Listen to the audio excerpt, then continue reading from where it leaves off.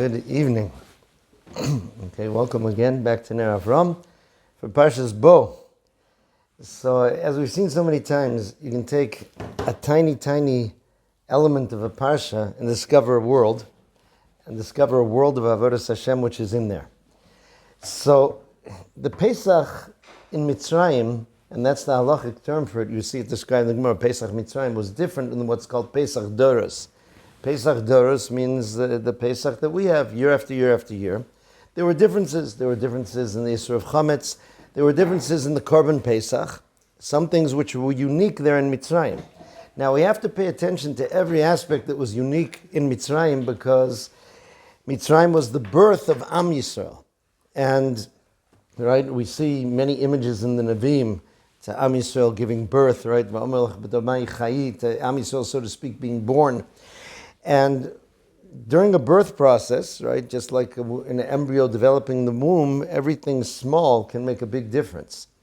So here in the Korban Pesach, in Mitzrayim, we have something that we didn't have in the subsequent years of Korban Pesach, and that is taking an aguda, which means a bunch or a bundle, of Ezov. Okay, now the brief botanical research I did said that Ezov, right, and especially Chazal actually emphasized it had to be Ezov. When the Torah tells us to use Ezov, and we use it in a few places, it's not Ezov with another qualifier. There's like mountain Ezov or this Ezov, just the one that's called plain Ezov. The botanical books say that that is the Zatar Matsui or Oregano Matsui, right? It's a type of Zatar, they said, is a type of oregano. And we do, it fits the qualifications in that it grows wild, it's a very low bush, and it's very inexpensive. That's what we see throughout Tanakh. The Ezov is the image of something which is very lowly. It's always contrasted to the Erez, to the cedar tree, especially the cedars of Lebanon, Arzei Halavonon. Okay, we see this in many places. We'll see examples which are there. So, before we get to the Shem Mishmuel, I'd like to learn with you a bit from the Be'er Moshe. The Be'er Moshe was the Ezov Rebbe. Ezov Rebbe made it out. He came before the war from Europe. He was in the Bronx. And there he did a fascinating thing, that a certain Rebbe came as a refugee to America. The biography I read didn't say which one it was. And he had nothing. So the Ezov Rebbe said, you know what? I want to move to Eretz Yisrael anyway. Take my shul, take my Hasidim, my members, take everything. I'm going off to Eretz Yisrael. And he went to Tel Aviv, and this other Rebbe had a place for himself in America. He was a gon of tremendous magnitude, and his reach, he was appreciated by so many. If you just want an interesting example of Shlomo Wolbe Zatzal, right, the great Baal Musar, originally from Germany, learned in the Mir Yeshiva. So he always made sure that he had a Rebbe in life, even though he had his over Rebbe, meaning Rabbi Yerucham Levovitz, that's all the Mashgiach, the Mir Yeshiva, who always called Admor. But he went from person to person to have a Rebbe. The last one was actually someone much younger than him, who's still alive now, Rabbi Yonason David Shlita, who was Rav Hutner's son-in-law, because the previous Rebbe he had was Rav Hutner, and Rav Hutner was Nifter. He took Rabbi Yonason David as his Rebbe. And I would see him when Rabbi Yonason David would speak as an older man, like bending his ear to listen to every word. But one of his Rebbeim was the Ezov Rebbe, a Hasidic Rebbe. Okay? In Tel Aviv or in Tel Aviv? In Tel Aviv. So, so here he brings a variety of the Midrashim. His Sfarim are huge, and he brings from everywhere. So he brings a variety of Midrashim, important Midrashim about the Ezov. So we're going to try to take a look first at the idea of the Ezov and why it was important. And then what's unique in Pesach is it tells you to take an agudas Ezov. And aguda means something which is bound together, tied together. Okay, so in Vayikra Rabbah, the Medrash in Vayikra Rabbah says, B'mitzrayim ksiv lakachtam agudas Ezov. Right, it says in Mitzrayim, it tells them as part of the preparations for the Korban Pesach, you should take this bundle of Ezov, Zatar, wild oregano, etc. So he says, the Medrash says, how much does it cost? How much is it worth? He says, Dalid Mine, which means Dalid Mos. Oh, good evening, Barry. Right, it means like 4 pennies. Okay? A bundle of Ezov, a bundle of the Zatar, this oregano, cost 4 pennies. Hu Garam Yisrael Lirash Bizas Hayam. And that little bunch of Ezov caused Am Yisrael to inherit the great riches at Yam Suf, right? Because they said the Egyptians loaded up their horses and their chariots and themselves with lots of jewelry and gold and what they call bling, right? And that all came up there on the seashore that Am Yisrael got. What was that enabled them to merit all those riches? Little bundle of Ezov that cost 4 pennies. It says now, that seems strange because the Ezov, which was used to dip in the dam and to put the dam on the doorposts and on the, what's it called, the mashkof, the lintel, right? Which was again done only with the first Korban Pesach. That seems to be a side thing, whereas the Pesach itself, the Korban Pesach, was something that the Torah emphasizes that they did with Mesiras Nefesh, right? Shabbos HaGodol, the standard explanation for why Shabbos HaGodol is Shabbos HaGodol is because 4 days before Pesach, which then was a Shabbos, they were told to take the seh for Korban Pesach, which the Egyptians wouldn't take kindly to because there was a worship of the seh. We'll get to that in a second, why in the world they worship the sheep. And they did it with Mesiras Nefesh, and it's certainly more expensive than the Avodas Ezov. So it's so interesting that the Medrash is zoning in on this little bunch of herbs that this is what made it happen. Not in the merit of the Korban Pesach, which was more dangerous, more expensive, etc. So he says it comes to teach us the following, that we need to understand the power of a mitzvah, no matter how small it may seem. This is what it's teaching us. Lamdenu, says the Medrash, shekol chalolei da'alma, meaning all of the spaces of the universe, all of the galaxies, all of everything, eino mishtalmi mavur mitzvah. I cannot equal, so to speak, the value of a mitzvah. And even if it's the smallest mitzvah, according to the way we look at it. Okay? Because there's another medrash here in Shmos Rabbah. It talks about things that people look at as if they're nothing. He says, V'chein yesh dvarim she'nirim shvalim. In the world there are some things that seem very lowly. V'tziva HaKadosh Baruch Hu lasas man kama mitzvahs. And the Torah told us to do a variety of mitzvahs with them. Ha'ezov, this little herb, the zatar, nir la'adam she'eno klum. It's this wild thing, it grows like a reed. It looks like it's nothing. V'kocho gadol lifnei Elokim, and its power is very great before Hashem.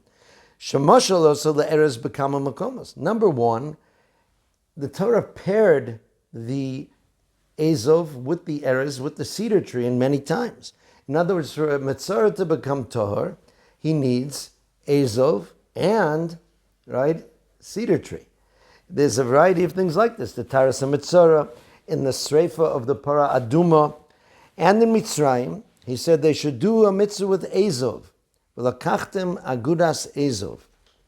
And when it describes the Malchus of Shlomo HaMelech, here's how he ruled over everything. It says, Vayidaber ala eitzim mina erez asher ba'levanon v'ada Ezov asher yotzei bakir. He had understanding, his wisdom, understood the great cedar trees of Lebanon, but also the Ezov that grows in a wall, comes out of little cracks, like these little things in the kotel.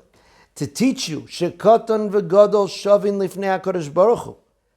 That which appears to us as small or to us as big, when it comes to HaKadosh Baruch Hu, is all the same. Now, one simple way to understand this is if you are down low to the ground, and you can see there are low buildings and there are skyscrapers.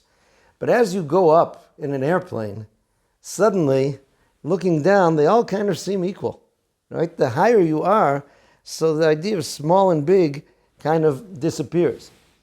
And he says, Ubidvarim ketanim hu osenisim. Kadosh Baruch Hu does miracles with little things. Vayidei Ezov shu shafal shebe'ilonos. And by means of the Ezov, which is the lowest of the plants, Go'al es Yisrael, he redeemed Am Yisrael. Okay, so this has an important lesson for us.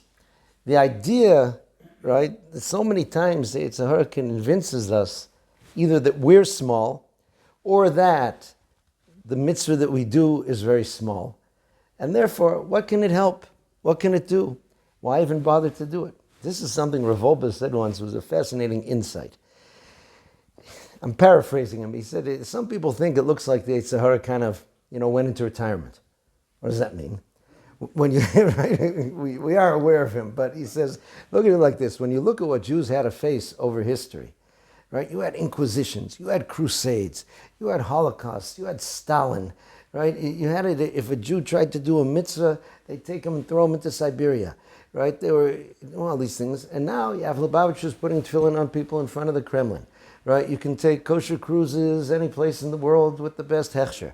Jews can work in any profession. We've conquered almost every snack food aside from pork rinds, to have the OU on it. And so has he given up, right? What's the deal? Why does he let us just do everything? He says, because he changed tactics. He lets us do the things, but he convinces us that we're this small and that what we do is this small, right? Whether the good things or the bad things made us feel insignificant. So from our very beginnings, HaKadosh Baruch Hu wanted us to understand that the Ezov, which is that which always symbolizes low, inexpensive, not valuable, is powerful. And with that, HaKadosh Baruch Hu does this Geula.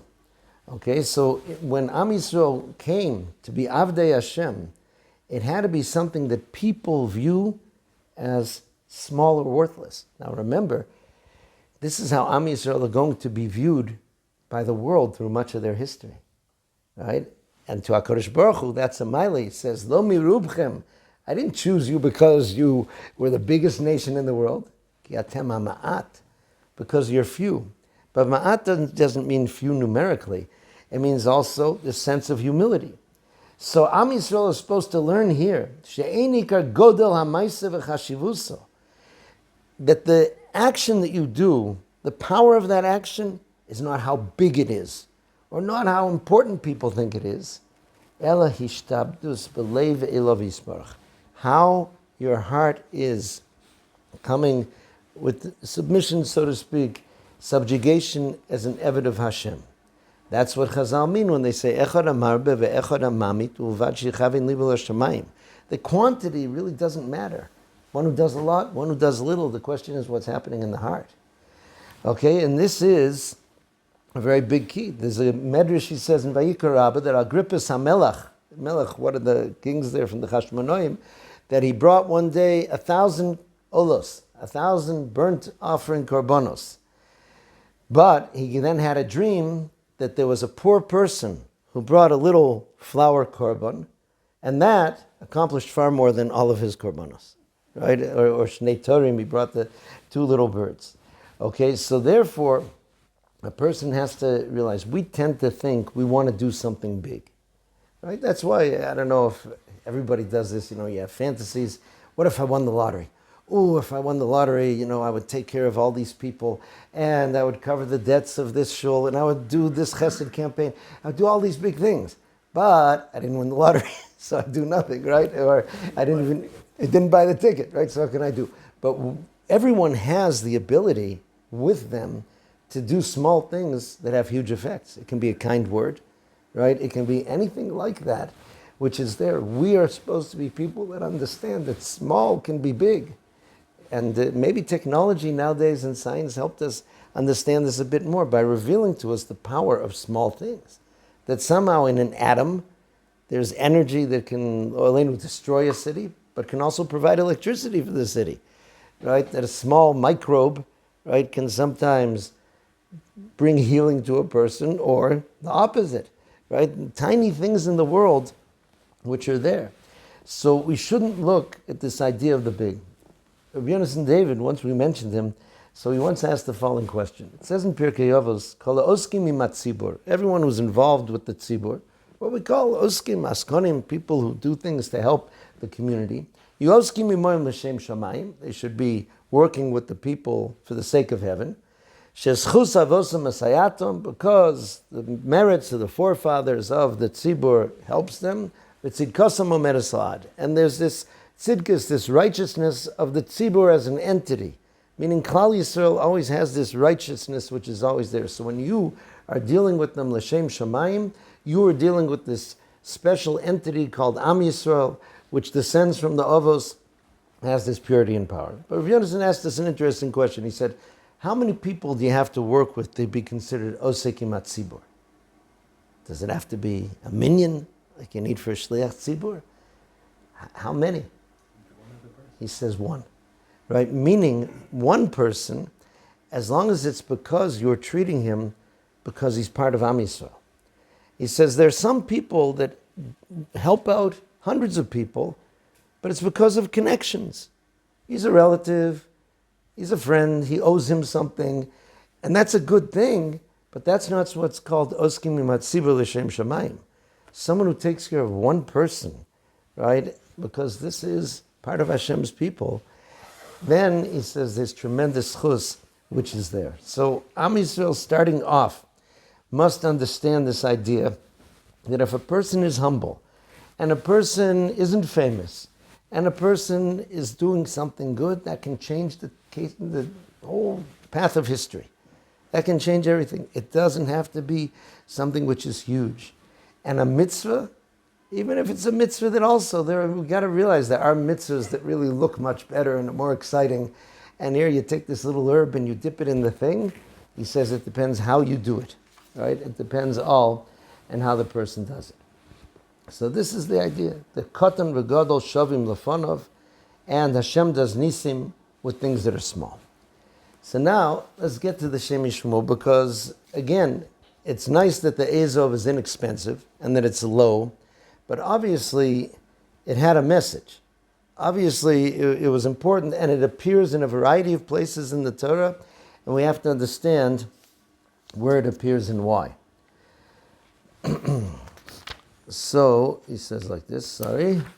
Toshin Pei Hey. Yeah. L'kachtam agudas Ezov. So the Zohar Kodesh, he says, tells us, agudas Ezov lama. Why did they have to take this little bunch of Ezov? Begin leba'ara ruach meso'avam mibenayu. In order to purge, eliminate the ruach of meso'avam, means like of tuma, from among you.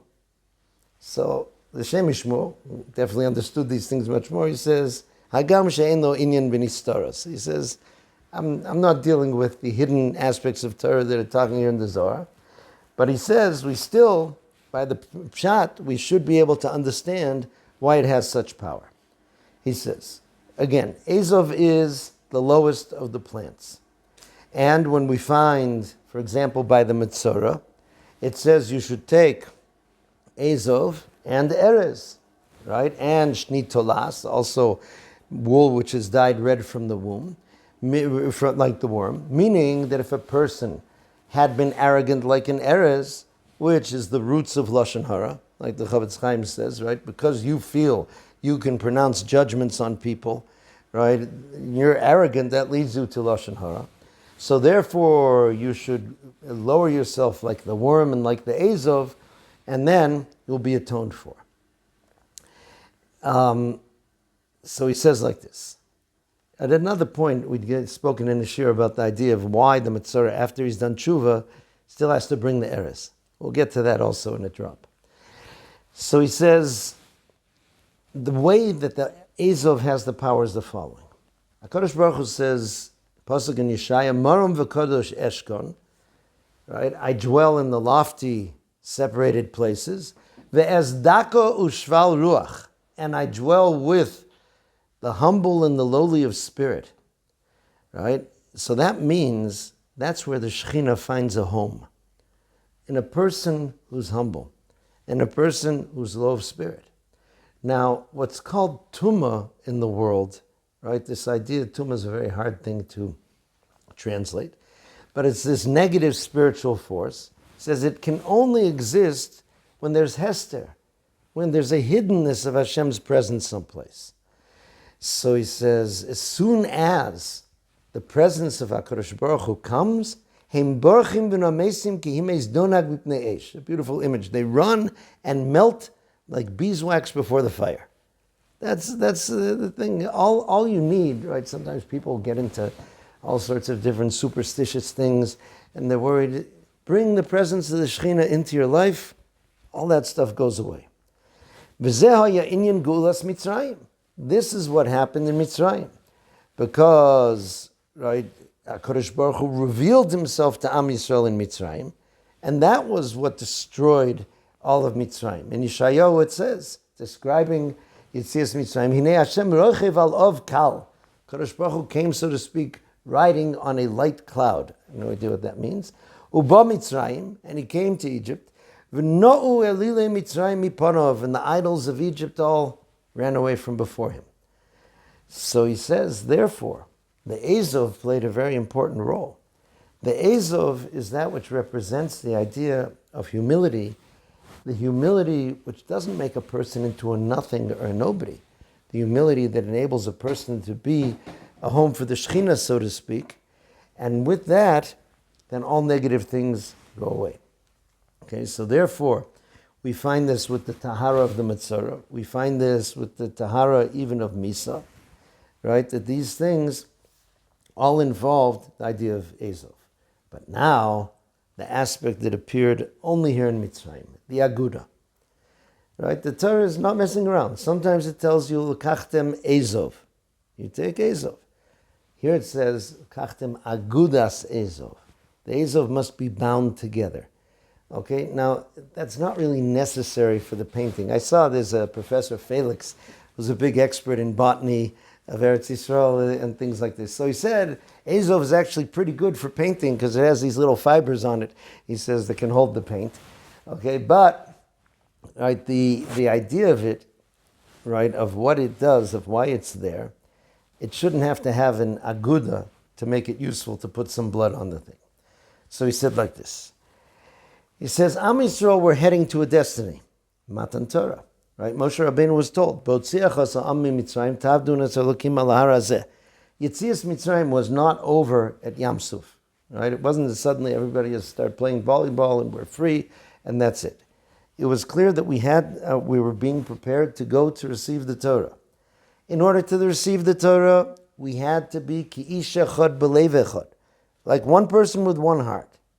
Says the only way that can be done is by tshuva, but tshuva that comes with a person being humble enough to unite with everyone else. Meaning, when a person gets humble and says, I myself, by myself, who am I, what am I? But I'm part of Am Yisrael. And that makes me extremely powerful. And that makes me extremely important. So therefore, this is the unique character of a Jew. A Jew can be very humble, but a Jew also draws strength from the fact that I'm part of this nation, that's HaKadosh Baruch Hu's precious nation in the world, that's going to bring the world to its destiny. Okay, so he says, just like they needed that at Matan Torah, so they had to also, though, have a heart which was strong. Okay, in other words, Torah is hard. For a person to accept the Torah requires strength. I remember I was at a mikveh once on Erev Yom Kippur in America, and the local Beis Din brought in a 13-year-old boy who had been adopted. He wasn't Jewish, and at Bar Mitzvah, he had to be Makabel Mitzvahs again. And I heard that they ask you a variety of basic questions about Judaism. Do you accept all of Torah Shebichtav, all of Torah Shebal Peh, all of Tariq Mitzvahs, etc.? And then I heard the splash, and I was shaking. I was considering it's such a brave thing to do for a young boy that age to do that. It requires this strength of character, which is there. So Am Yisrael, coming to receive the Torah, had to be very strong. Now, in our mind, someone who is humble and lowly is a weakling as well. Okay? To be strong, you got to, so to speak, hold of yourself. You got to have. So he says that's the unique combination for Am Yisrael. By myself, I'm a little piece of Ezov. But I'm also part of an Aguda. I'm bound together with everyone else. And that's what gives me my strength. So therefore, he says, they have a Lev Gavo Mitzad HaKlal. The Jew has tremendous pride and strength and self-confidence, not because I'm so great, because I'm part of greatness. I'm part of Klal Yisrael. Okay, and this is what they realize. And then HaKadosh Baruch Hu, right, he chose to give us the Torah, and that gives us strength. So he says this was needed for them to come out of Mitzrayim. Because it's true, Mitzrayim lowered them, making them avodim, but that could be in a very negative way, which crushed them and made them feel that they were worthless, make them feel that they were dead, so to speak. In order to go out, they didn't just slink out of Mitzrayim. B'nai Yisrael yotzim biyad rama. They went out with a strong upraised hand, right? They went. The Navi praises them. Zacharti lo chesed nurayich avas klulosayich lech tech acharei b'midbar beretz lo zarua. They went as strong people. They said, we follow Hashem no matter what. We're going into the desert. They didn't even pack a sandwich. For Jews not to pack sandwiches when you're going on a trip, this is a tremendous heroism which is there. Okay, so it says, in Mitzrayim, right, they'd been so downtrodden from the slavery. They didn't have it. We see they didn't listen to Moshe Rabbeinu when he came. It says in the Medrash, HaKadosh Baruch Hu told Moshe Rabbeinu, Lechem morlem shemitzrayim metamim eschem. They said, go tell the Jewish people that the Mitzrayim are making you tameh, right? They're make you impure because they didn't even know. They couldn't even sense it. They were so down in the Golus and the Mentet Shari Tuma. But at Yetzias Mitzrayim, they were able to tap into this strength. It's what they call in modern Hebrew, Gavat Yichida, right? The pride and the self-esteem of what you're part of. So therefore, they received as a concept of what's called Or Chozer. Or Chozer, the returning light, which is probably something very mystical also, but a very simple mashal is available in life. You're going through a tunnel. The tunnel's dark. As you get towards the end of the tunnel, you can suddenly see, but you're still in the tunnel. How can you see? The light which is coming in from outside. Okay, so therefore he says, Matan Torah was just around the corner. The light of Matan Torah now came when they left in order to give them the strength that came from realizing what they're part of, what their destiny is. And that gives them the strength. And it comes from the fact that they're part of Am Yisrael. So this is a very important avoda. A person wants to feel strong. A person wants to feel proud. And we should. But not because of me and my ego. Not because I have this distorted picture of who I am. But because of what I'm part of. And to realize that even if I can do something little as part of Am Yisrael, that little thing can be huge. Because the power of Torah, the power of all these things, says Hashem does mitzvahs with the tiniest things. And this is necessary throughout life. That's why Shem Mishmuel says in another place, we do need for the Mitzvah, the cedar tree, the eres together with the Ezov, together with the zatar, the little lowly herb, because after the person goes through tshuva, the Mitzvah went through a very humiliating experience. He had to leave the camp. He had to go around saying, don't come near me, I'm Tomei, right? He really got smashed, so to speak. So as he comes and he does tshuva and he's been humbled and he brings the Ezov and the Shnei Tilas, we also have him bring the Erez. Meaning, don't throw out the baby with the bathwater. You were an arrogant person and you look down, that's bad. But the pride of what it means to be a Jew and the fact that you're connected to Torah, that you still have to have. That everyone has to have. So this is a tightrope to walk, but it's really the nature of the Jewish character. How people on sometimes when they seem so sweet and so gentle can also be incredibly strong. Like David HaMelech, they say, there's a character referred to in Tanakh, Adino HaEtzni. Who is Adino HaEtzni? Chazal said that was David HaMelech, who when he was learning, he was Adin Ketolat. He was like as gentle, what it means really flexible, as a worm, right? A worm doesn't have any strong bones that stop it from flexing. I mean, he was willing to hear other people's opinions.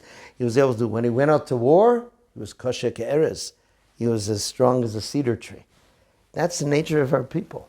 And you have to get the balance right, and you have to get the things from the right places, and then both of those kochos can work, and every small one of us can be very big. Okay.